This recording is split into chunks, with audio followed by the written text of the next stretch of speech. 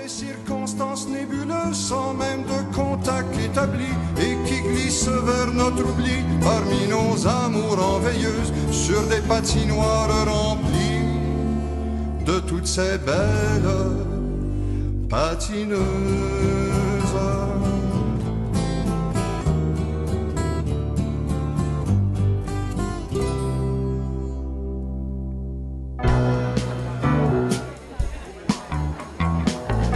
Rangée I, siège 2, avec François Marchessault. Ah, et cette chanson de Plume qui me faisait regretter encore une fois cette année de ne pas savoir patiner. C'est magnifique. Oh, c'est quelle belle chanson. Mais les images, hein, dans cette...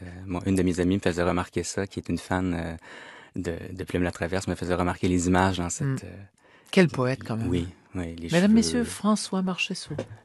J'adore quand il chante comme ça, Plume. Oui, oui. Bon, quand il rote puis qu'il pète, je trouve ça moins, voyez-vous. Ouais, mais il est capable d'aller dans toutes les ouais, ouais. Effectivement. J'ai un petit penchant pour cette direction-là, oui, moi. Personnellement. Aussi.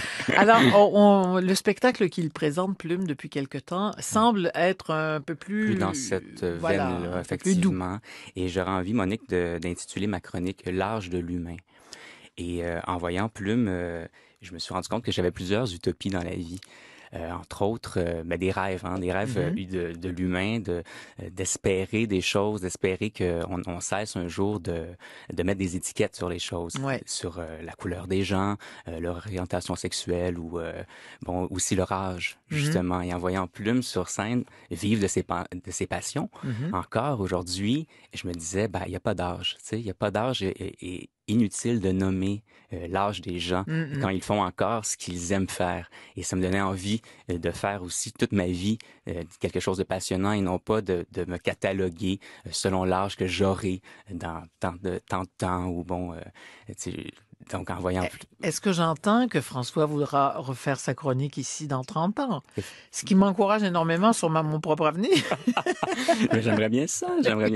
Ben oui, mais c'est sûr. Dans 30 ans, 82, M. Languérin a quitté l'antenne à peu près à cet âge-là quand on y pense.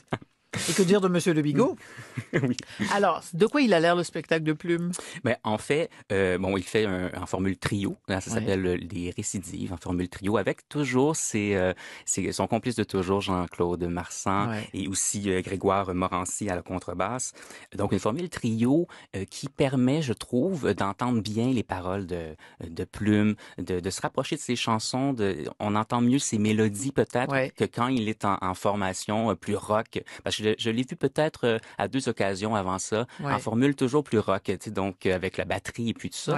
Alors que là, en formule trio, il y a quelque chose de plus tendre et on entend mieux aussi sa vision du monde, de la société dans ses textes, hein, parce qu'il y a des textes assez percutants qu'on n'entend pas toujours. On a souvent...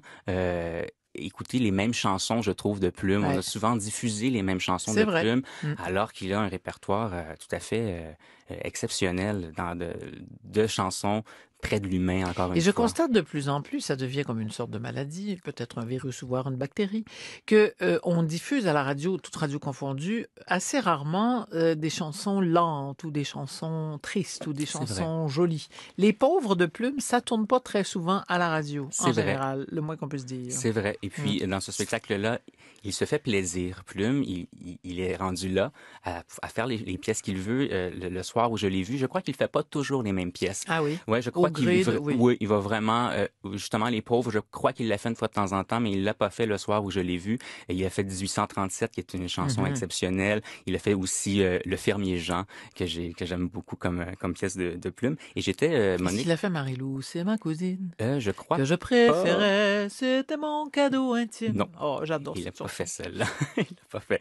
Et j'étais, Monique, je me suis rendu à Laval. Bon, les gens vont dire, je sors pas très loin, mais je viens quand même de Saint-Jean-sur-Richelieu. François est allé de Saint-Jean à Laval. Oui, de Saint-Jean à Laval, à la maison des... Ça lui a pris 3 jours. Ah oui, je viens juste de revenir. Et donc, dans la Maison des Arts de Laval, une toute petite salle qui s'appelle le Théâtre des Muses. Les gens de Laval, vous avez vraiment une très belle salle parce que c'est un théâtre à l'italienne, mais très petit. Et donc, on a une proximité avec l'artiste qui... Un théâtre à l'italienne à Laval? Oui. Ça alors, oui. Ben dis donc. Et c'est tout petit. Alors, je pense que ça a aidé aussi à ma réflexion sur les chansons de Plume en étant tout près et en voyant les gens aussi dans la salle. Je crois que les gens avaient vraiment un plaisir immense à voir et revoir. Probablement, dans la plupart des cas, les gens, je crois, le revoir Plume sur scène. Et donc, il y avait cette proximité dans les salles. Je pense que on ne pourrait pas le voir dans cette forme-là au Centre Bell, là, ou bon, dans une salle immense. Donc, une petite salle, ça l'aide vraiment à se rapprocher des chansons de Plume. Je l'ai vu avec mes aïeux et l'orchestre symphonique dans le cadre des concerts pop à la Maison symphonique. Et ça, c'était extraordinaire d'imaginer Plume avec l'orchestre symphonique. On avait l'impression, en tout cas, qu'il était mort de trac. Okay. Déjà d'avoir, je ne sais plus combien, 80 musiciens derrière lui. C'était moi, je ne l'ai pas vu, mais mon ami l'a vu. Je crois qu'il était assis tout le long du spectacle. Je me souviens pas, mais en tout cas, il était très sérieux. Ça, je me souviens bien de ça. Oui, François, t'allais dire? Non, mais j'étais pour dire que vraiment, ce que ça m'a donné comme goût, parce que encore revenir à l'âge, moi, je suis pas de la génération de Plume la Traverse, donc j'ai encore à le découvrir. Et je faisais des chansons que je connaissais, d'autres que je connaissais pas, et j'avais juste l'envie de m'asseoir avec mon verre de vin rouge, mettre un album de Plume au complet, l'écouter et de lire les paroles aussi, de vraiment me plonger dans son œuvre.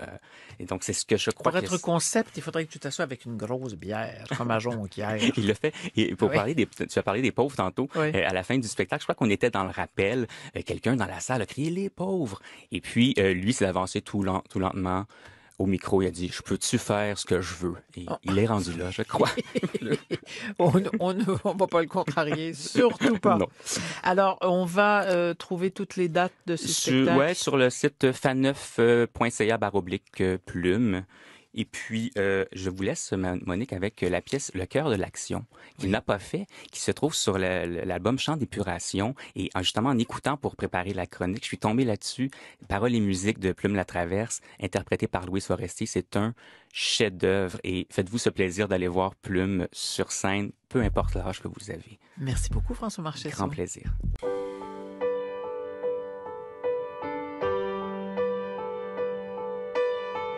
De ne pas avoir suivi le chemin qui donne l'impression d'avoir réussi sa vie, d'avoir voulu être en marche, et bien voici que je le suis, sans profession ni prophétie,